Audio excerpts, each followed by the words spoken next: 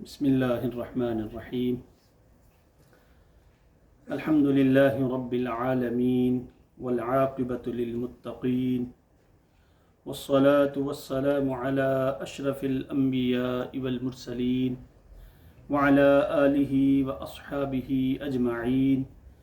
أما بعد فأعوذ بالله من الشيطان الرجيم. بسم الله الرحمن الرحيم. يا أيها النبي حسبك الله ومن اتبعك من المؤمنين. صدق الله العظيم وصدق رسوله النبي الكريم الأمين ونحن على ذلك لمن الشاهدين والشاكرين والحمد لله رب العالمين. محبت، عقیدت، الفت اور پیار سے درود و سلام. الصلاة والسلام عليك يا سيدي يا رسول الله وعلى آلك وأصحابك وسلم عليك يا خاتم النبيين. الصلاة والسلام عليك يا سيدي يا رسول الله وعلى آلك وأصحابك وسلم عليك يا شفيع المذنبين. سامعین ذی وقار، اللہ رب العزت کا یہ دستور ہے کہ مخلوق کے حالات بدلتے رہتے ہیں. فتح و شکست، عروج و زوال، آسانی و مشکلات اور وسعت و تنگی یہ نظام دنیا کا ایک حصہ ہیں. تاہم یہ اللہ رب العزت کا ازلی فیصلہ ہے کہ بالآخر اسلام ہی سربلند ہوگا اور حق کا ہی بول بالا ہوگا اور ایک بندہ مومن کی ہی کامیابی ہوگی. وَأَنْتُمُ الْأَعْلَوْنَ إِن كُنتُم مُؤْمِنِينَ. شرط یہ ہے کہ دل کو ایمان کی طاقت اور قوت سے سرشار کرو. دنیا کی اور آخرت کی ساری کامیابیاں تمہارا مقدر بن جائیں گی. خالق کائنات اپنے دین کو سر بلند کرنے کے لیے کسی کا بھی محتاج نہیں ہے. وہ اپنی شان کن کے ذریعے جو چاہتا ہے وہ کرتا ہے اور کر سکتا ہے. اذا اراد شیئا ان یقول له کن فیقول. کہ جب اللہ رب العزت کچھ بھی کرنے کا ارادہ کرتا ہے یا وہ کرنا چاہتا ہے تو وہ کہتا ہو جا فیکون، تو وہ چیز ہو جاتی ہے. تو فرماتا ہے کہ میں کسی کا محتاج نہیں ہوں. اپنے شان کن کے ذریعے میں سب کچھ کر سکتا ہوں، مگر یہ اللہ رب العزت کا کرم ہے کہ وہ اپنے بعض بندوں کو نوازنے کے لیے انہیں دین کی سرفرازی کا ذریعہ بنا دیتا ہے. کچھ بندوں کو اللہ رب العزت اپنی شان بے نیازی کے ذریعے ان کو نوازنے کے لیے، ان کا مقام بلند کرنے کے لیے اللہ رب العزت ان کے ذمے دین کی خدمت لگا دیتا ہے. جوں جوں وہ دین کی خدمت کرتے ہیں تو اللہ رب العزت ان کے مقام و مرتبے کو بلند کرتا رہتا ہے.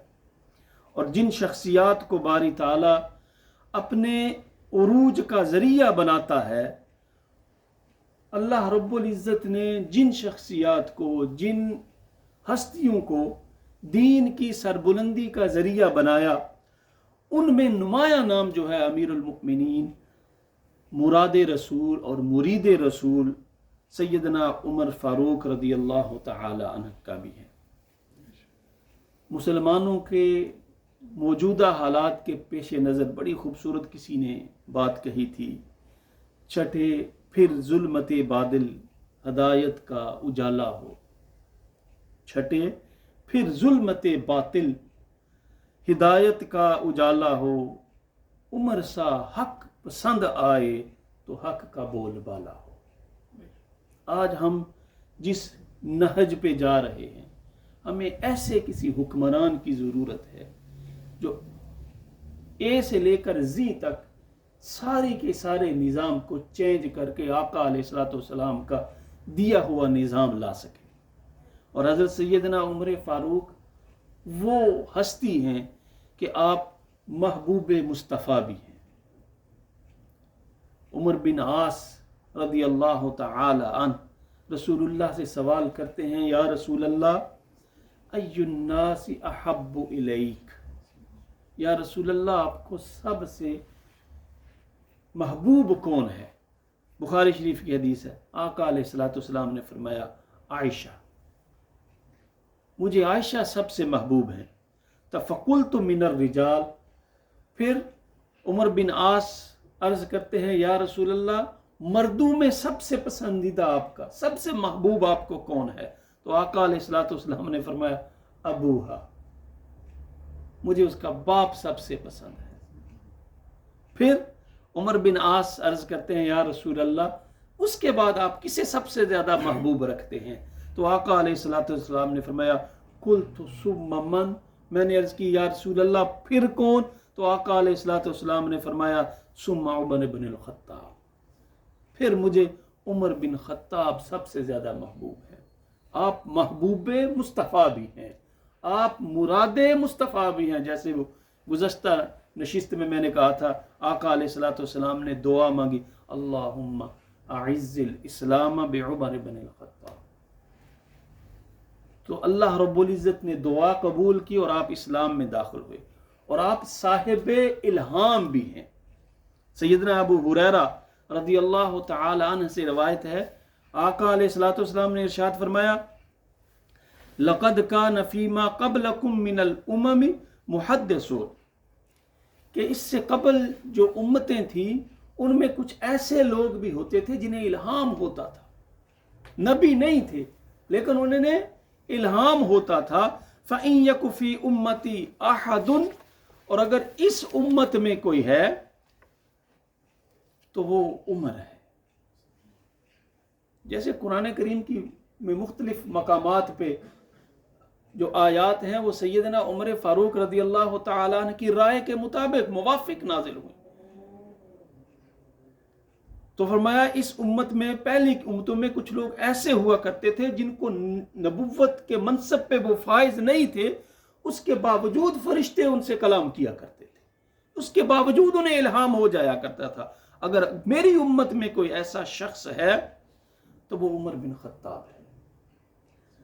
اور آقا علیہ الصلوۃ والسلام نے فرمایا، سنن ترمذی کی ہے، حضرت سیدنا عقبہ بن عامر رضی اللہ تعالی عنہ اس حدیث کے راوی ہیں، آقا علیہ الصلوۃ والسلام نے فرمایا لو کان نبی بعدی لکان عمر بن الخطاب، اگر میرے بعد کوئی نبی ہوتا تو وہ عمر بن خطاب ہوتا۔ حضرت سعد بن ابی، کس فضیلت کو میں بیان کروں، حضرت سعد بن ابی وقاص فرماتے ہیں کہ میں حضرت عمر فاروق رضی اللہ تعالیٰ عنہ بارگاہ رسالت میں حاضر ہونے کے لیے آپ نے اجازت طلب کی، اور کچھ خواتین آقا علیہ الصلوۃ والسلام کے ہاں تشریف فرما تھی، حاضر ہوئی تھی، غالباً امہات المؤمنین میں سے تھی۔ تو آقا علیہ الصلوۃ والسلام نے جب آپ کی آواز سنی تو امہات المؤمنین یا جو خواتین تھی وہ پردے کے پیچھے تشریف لے گئیں۔ تو حضرت عمر فاروق حاضر ہوئے تو آقا نے اضحک اللہ سنک یا رسول اللہ، یا رسول اللہ اللہ رب العزت آپ کو ہمیشہ خوش رکھے۔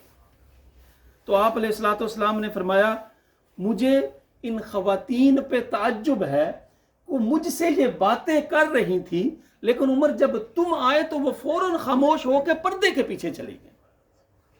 تو حضرت عمر فاروق کہتے ہیں کہ خواتین کو کہتے ہیں پردے کے پیچھے، اور تمہیں تو چاہیے مجھ سے زیادہ رسول اللہ صلی اللہ علیہ وآلہ وسلم سے ڈرو۔ تو اس پر آپ علیہ الصلوۃ والسلام نے فرمایا یا ابن الخطاب والذی نفسی بیدہ ما لقیک الشیطان سالکا فجا قط، عمر تجھ میں اللہ رب العزت نے وہ روب و دبدبا رکھا ہے، تجھ میں وہ قوت و طاقت رکھی ہے، اگر کسی راستے سے تم جا رہے ہو اور شیطان بھی آ جائے تو وہ راستہ بدل دیتا ہے۔ اے عمر تجھ میں اللہ نے وہ طاقت و قوت رکھی ہے، وہ دبدبا رکھا ہے کہ اگر شیطان آ جائے تو وہ بھی اپنا راستہ چھوڑ دیتا ہے۔ اور حضرت سیدنا انس بن مالک رضی اللہ تعالی عنہ اس حدیث کے راوی ہیں کہ آقا علیہ الصلوۃ والسلام نے آپ کو شہادت کے رتبے پہ فائز ہونے کی خوشخبری سنائی۔ غالباً یہ حدیث ہم گزشتہ نشست میں بیان کر چکے ہیں۔ اور حضرت ابو موسیٰ اشعری فرماتے ہیں کہ ہم ایک باغ میں بیٹھے ہوئے ہیں، نبی اکرم صلی اللہ علیہ وآلہ وسلم تشریف فرما ہے، تو اندر آنے کی کسی نے اجازت طلب کی تو آقا علیہ السلام لجپال ہے نا، کیا تقسیم ہے، کہا جاؤ ابو موسیٰ اشعری دروازہ کھولو اور جنت کی بشارت دو۔ یہ تقسیم بارگاہ مصطفیٰ میں ہی بکتی ہے۔ تو کہتے ہیں میں نے جا کے دروازہ کھولا، دیکھا تو وہ حضرت ابو بکر صدیق رضی اللہ تعالی، تو میں نے کہا آقا علیہ السلام نے فرمایا کہ جو بھی دروازے پہ ہے دروازہ کھولو اور اسے جنت کی بشارت دو۔ کہتے کچھ دیر گزری، پھر کسی نے اندر آنے کی اجازت طلب کی تو آقا علیہ السلام نے فرمایا جاؤ، جا کر پھر دروازہ کھولو اور جو افتح لہو وبشرہ بالجنہ، جاؤ دروازہ کھولو اسے بھی جنت کی بشارت دے دو۔ اور پھر کہتے ہیں ففتحت لہو فاذا ہوا عمر، جب میں نے دروازہ کھولا دیکھا تو وہ عمر بن خطاب ہے۔ دوستو یہ مقام ایسے نہیں ملتے، یہ مقام ایسے ملتے ہیں کہ بارگاہ رسالت میں حضرت عمر فاروق جیسے کہ وَأَنْتُمُ الْأَعْلَوْنَ، ان کو ساری عزتیں تمہارے لیے ہیں لیکن اس دل میں جگہ محمد مصطفیٰ کی، پھر ساری عزتیں تمہیں مل جائے گی۔ کُنَّا مَعَ النَّبِي صلی اللہ علیہ وسلم، کہا آقا علیہ السلام کیا خوش بخت وہ لمحات ہوں گے جب میرے مصطفیٰ حاضر ہیں، میرے مصطفیٰ تشریف جلوہ گر ہیں اور صحابہ آپ کے ساتھ حاضر ہیں۔ کُنَّا مَعَ النَّبِي صلی اللہ علیہ وسلم وَهُوَ آخِذٌ بِيَدِ عمر، کہ ہم نبی اکرم صلی اللہ علیہ وآلہ وسلم کے ساتھ حاضر ہیں، آپ نے اپنے ہاتھ میں عمر کے ہاتھ کو پکڑا ہوا۔ ذرا تصور کیجئے نا، اس تصویر کشی کیجئے۔ فقال له عمر یا رسول اللہ لأنت احب الی من کل شیء الا نفسی، یا رسول اللہ مجھے آپ سے بڑی محبت ہے، مجھے آپ سے بڑی محبت ہے، لیکن میں اپنی جان سے زیادہ، آپ سے زیادہ اپنی جان کو سے محبت کرتا ہوں۔ تو رسول اللہ صلی اللہ علیہ وآلہ وسلم نے فرمایا فقال النبی صلی اللہ علیہ وسلم لا والذی نفسی بیدہ حتی اکون احب الیک من نفسک، عمر اس طرح تو ایمان مکمل نہیں نہ ہوتا، جب تک تو اپنی جان سے بھی زیادہ مجھے عزیز نہیں رکھے گا اس وقت تک ایمان کی کامل ہونے کا دلیل نہیں میں دے سکتا، تیرا ایمان کامل نہیں ہو سکتا۔ فقال له عمر واللہ فإنه الآن واللہ لأنت احب الی من نفسی، یا رسول اللہ ہر چیز سے زیادہ آپ مجھے عزیز ہیں۔ تو پھر آقا علیہ السلام الآن یا عمر، عمر اب ایمان مکمل ہو گیا۔ وہ قرآن کریم نے بھی فرمایا نا، اللہ رب قل ان کان آباؤکم وابناؤکم واخوانکم، اس آیہ مبارکہ میں اللہ رب العزت نے وہ کہتے نہیں کوزے میں دریا کو بند کر دی، ساری باتیں سمجھا دی ایک بندہ ہے۔ قل ان کان آباؤکم وابناؤکم واخوانکم وازواجکم وعشیرتکم واموال اقترفتموها، سارے رشتے گنوا دیے، ساری اہم باتوں کو اللہ رب العزت نے اس آیہ مبارکہ میں گنوا دیا۔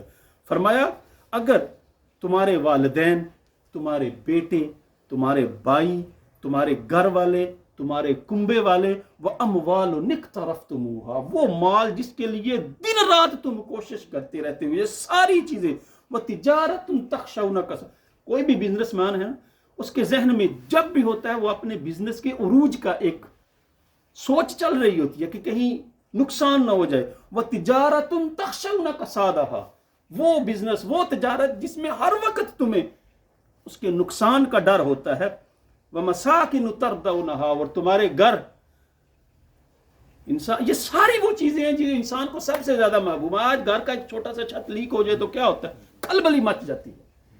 وَمَسَاكِنُ تَرْضَوْنَهَا أَحَبَّ إِلَيْكُم مِّنَ اللَّهِ وَرَسُولِهِ، اگر یہ تمہیں کہیں اللہ اور اس کے رسول سے زیادہ محبوب ہو گئے تو پھر یاد رکھنا ایمان کامل نہیں تمہارا ہو سکتا۔